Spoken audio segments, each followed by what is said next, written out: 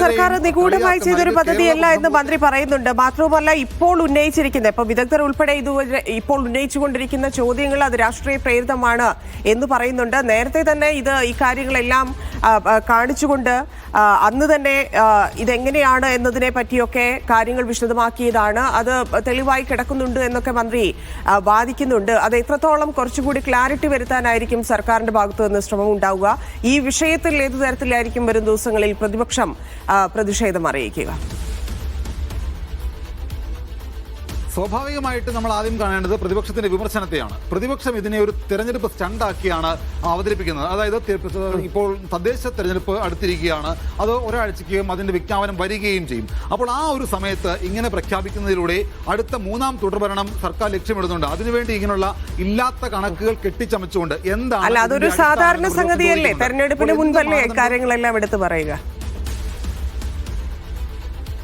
സ്വാഭാവികമാണ്. പക്ഷേ ഇതിനകത്ത് എന്താണ് ഇതിന്റെ മാനദണ്ഡം എന്നുള്ളതാണ് പ്രതിപക്ഷത്തിന്റെ ചോദ്യം. അപ്പോൾ പ്രതിപക്ഷം ചോദിക്കുന്നത്, ഇങ്ങനെ അതിദരിദ്രർ ഇല്ലാത്ത ഒരു സംസ്ഥാനമായി പ്രഖ്യാപിക്കുമ്പോൾ അതിന്റെ മാനദണ്ഡം എന്താണ്, അത് വ്യക്തമാക്കണം. അത് മാത്രവുമല്ല തന്നെയാ, പരമദരിദ്രർ 5 ലക്ഷത്തിൽ പരം ആളുകളുണ്ട്, അല്ലെങ്കിൽ 4 ലക്ഷത്തോളം പരമദരിദ്രർ ഉണ്ട് എന്നുള്ളതായിരുന്നു സർക്കാരിന്റെ പ്രകടന പത്രികയിലെ ഒരു കാര്യം. അപ്പോൾ അത് ഒരു അടുത്ത തെരഞ്ഞെടുപ്പിലേക്ക് പോകുന്ന സമയത്ത് ഈ പരമദരിദ്രർ എന്ന വാചകം മാറ്റി അതിദരിദ്രർ എന്ന രീതിയിലേക്ക് അത് എങ്ങനെ മാറ്റി? അപ്പോൾ ഈ അതിദരിദ്രരും പരമദരിദ്രരുമുള്ള വ്യത്യാസം എന്താണ് എന്നുള്ളൊരു ചോദ്യം കൂടി പ്രതിപക്ഷം ചോദിക്കുന്നുണ്ട്. അപ്പോൾ അങ്ങനെയുള്ള ചോദ്യങ്ങൾ, പരമദരിദ്രരിൽ നിന്ന് അതിദാരിദ്ര്യം ഇല്ലാത്ത സംസ്ഥാനത്തേക്ക് വരുമ്പോൾ ഈ പ്രകടന പത്രികയിൽ പറഞ്ഞ പരമദരിദ്രരായിട്ട് ആളുകൾ അവിടെ തന്നെ നിൽക്കുകയാണോ എന്നുള്ള ചോദ്യമാണ് പ്രതിപക്ഷം ചോദിക്കുന്നത്.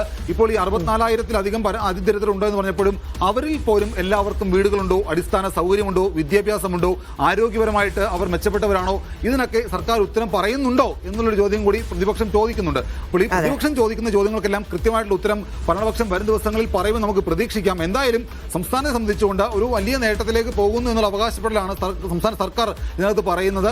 അതിദരിദ്രർ ഇല്ലാത്തൊരു സംസ്ഥാനമായിട്ടുള്ള പ്രഖ്യാപനം കേരള പ്രവിധനത്തിൽ സർക്കാർ പ്രഖ്യാപിക്കുകയാണ്. അത് കേരളത്തിന്റെ തന്നെ, മലയാള സിനിമയുടെ തന്നെ, രാജ്യത്തിന്റെ തന്നെ അഭിമാനമായിട്ടുള്ള മലയാള സിനിമാ നടന്മാരെ അടക്കം കൊണ്ടുവന്നുകൊണ്ട് വലിയ പ്രഖ്യാപനത്തിലേക്ക് പോകുന്നു. അപ്പോൾ ഇതിനകത്ത് പ്രതിപക്ഷം പറയുന്ന പോലെ ഇരുട്ട് കൊണ്ട് ഓട്ടയടയ്ക്കാൻ വേണ്ടിയുള്ള ശ്രമം സർക്കാർ തലത്തിൽ നടക്കുന്നുണ്ട് എന്നുള്ളതാണ് പറയുന്നത്. ഇത് കൃത്യമായിട്ടുള്ള ഡേറ്റ ഇല്ല എന്ന് പറയുന്നു. ആരെയാണ് നിയോഗിച്ചത് എന്നുള്ള കാര്യത്തിന് പ്രതിപക്ഷം ചോദ്യം ചോദിക്കുന്നുണ്ട്. അപ്പോൾ സർക്കാർ പറയുന്നത് 2021 മുതൽ ഇത് കൃത്യമായിട്ട് പരിശോധിച്ച് പഠിച്ച് ഇപ്പോൾ അവതരിപ്പിക്കുന്നതാണ്. അങ്ങനെയാണ് അതിദരിദ്രർ ഇല്ലാത്ത മാത്രമല്ല അതിലൊരു ക്ലാരിറ്റി വരേണ്ടത്. അതായത് സർക്കാരിന്റെ ഒരു തരം പദ്ധതിയും ലഭിച്ചിട്ടില്ലാത്ത എന്ന് പറയുമ്പോൾ അത് തദ്ദേശ വകുപ്പിന്റെ വീഴ്ച കൂടിയായിട്ട് പരിഗണിക്കപ്പെടില്ലേ? കാരണം ഇതൊന്നും അവരിലേക്ക് എത്തിക്കാൻ സാധിച്ചിട്ടില്ല എന്നുള്ളത് വലിയ വീഴ്ചയല്ലേ? അത് സർക്കാരിന് വീണ്ടും തിരിച്ചടിയാവുന്നതല്ലേ? അങ്ങനെയും സംഭവിച്ചേക്കാം, അല്ലെങ്കിൽ അങ്ങനെയും വ്യാഖ്യാനങ്ങൾ ഉണ്ടായേക്കാം. പക്ഷെ മറ്റൊരു കാര്യം ഇതിനകത്ത്, ഇപ്പോൾ അതിദരിദ്രർക്ക് വേണ്ടിയിട്ട് പലതരത്തിലുള്ള കേന്ദ്ര സഹായങ്ങളും എല്ലാ സംസ്ഥാനങ്ങൾക്കും ലഭിക്കുന്നുണ്ട്. അപ്പോൾ ഇത് അതിദരിദ്രർ ഇല്ലാത്ത സംസ്ഥാനമായിട്ട് പ്രഖ്യാപിക്കുമ്പോൾ കേന്ദ്രത്തിൽ നിന്ന് ലഭിക്കേണ്ട സഹായങ്ങൾ കൂടി ഇല്ലാതാകില്ലേ എന്നുള്ളൊരു ചോദ്യം കൂടി ഇതിനകത്ത് പ്രതിപക്ഷം ചോദിച്ചു വെക്കുന്നുണ്ട്. അപ്പോൾ ഇതിനകത്ത് ഈ അങ്ങനെ അതിദരിദ്രർ ഇല്ലാത്ത സംസ്ഥാനമായി പോകുമ്പോൾ കേന്ദ്രത്തിൽ നിന്ന് ലഭിക്കേണ്ട ഫണ്ട് എങ്ങനെ ലഭിക്കും എന്നുള്ളതാണ് പ്രതിപക്ഷത്തിന്റെ ചോദ്യം. അപ്പോൾ അവിടെയും ചില കള്ളക്കളികളുണ്ട്, കള്ളത്തരമുണ്ട്. അപ്പോൾ ഇവിടുത്തെ ഒരു കുപ്രചരണമാണ് തെരഞ്ഞെടുപ്പ് മുന്നിൽ കണ്ടുകൊണ്ട് ഇങ്ങനെ ഞങ്ങൾ എന്തൊക്കെയോ ചെയ്തു, ഞങ്ങളുടെ നേട്ടമാണ് എന്ന് വരുത്തി തീർക്കാൻ സർക്കാർ ശ്രമിക്കുന്നു എന്നുള്ളതാണ് പ്രതിപക്ഷം പറയുന്നത്. അപ്പോൾ അത്തരത്തിൽ ഒരു 2021 മുതൽ 2025 വരെ എത്തി നിൽക്കുന്ന ഈ ഒരു സമയത്ത് 4-4.5 വർഷ കാലയളവിൽ പലതരത്തിലുള്ള ഇടപെടലുകൾ സർക്കാർ നടത്തിയിട്ടുണ്ട്. അതിലൂടെ അതിദരിദ്രരില്ലാത്ത ഒരു സംസ്ഥാനമാക്കി അതിദരിദ്രരെ കണ്ടെത്തി അവരെ അതിൽ നിന്ന് കരകയറ്റി കൊണ്ടുവന്നിട്ടുണ്ട് എന്നുള്ള ഒരു അവകാശവാദമാണ് സർക്കാരിനെ സംബന്ധിച്ചുകൊണ്ട് സർക്കാർ പറയുന്നത്.